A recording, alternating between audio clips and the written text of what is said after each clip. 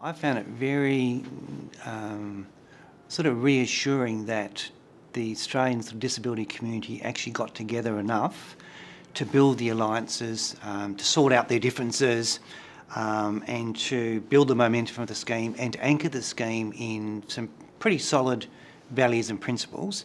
And I think that sort of building on that strength provides a very, very solid foundation. I think practically then, people with disabilities, their families, people in services, people in the agency, it is a very, very big shift. I mean, this has been a sort of monumental shift in power where the funding will come through the scheme, through people's plans to providers. And so I would never underestimate how big that sort of powerful shift is. So I think there's been, but I'd also say this has been like from when this first started to 2019-20 when we've sort of got most people into the scheme, it's actually a 10-year period. It's not like it's been 5 minutes. And so I think people have been thinking about this for a long period of time. There was a lot of early work. There was a practical design fund. There was a lot of sector development fund work, a lot of intentional, right around the countries, information workshops and support for individuals and families and for service providers.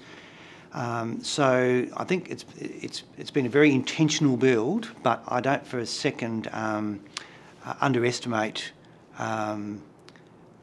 the challenges of sort of building but also sustaining, because what I've learned about sustaining values-based innovations in the past is you've got to be very, very intentional at multiple layers of and the framework. I remember having worked with local coordination for so many years, we sort of had this external safeguarding and internal safeguarding framework, and the external safeguarding really was, well, be realistic. You've got like ministers change, CEOs change, board change, the world changes, so and you'll have the support of people at one point in time.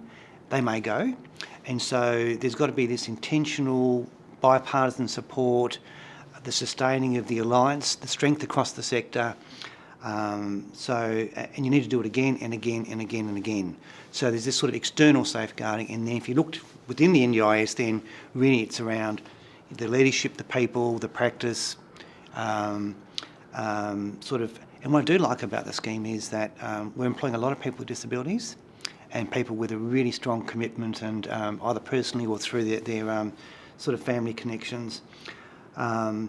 And there's a very strong commitment to sort of openness and data, and it's really quite stunning because feedback comes in and data comes in and things just change. I think people will use that to change. So there is a requirement to try and, we've been asked to build and cost the system, so we have to do that because the whole system has to be sustainable, but there's quite a lot of openness about the best ways of doing things and about adjusting things. So there's also, we've got to be really careful about selecting the right sort of people and the training and the culture. And so we've done a cultural audit, quite a sophisticated one, right across the agency, looking at the alignment of the policy and the practice and middle management and all that. And so I think what's been helpful to me as part of this conference is to be thinking about, well, a lot of people have started good ideas, and a lot of them haven't lasted very long. And so to be intentional about what that safeguarding would look like.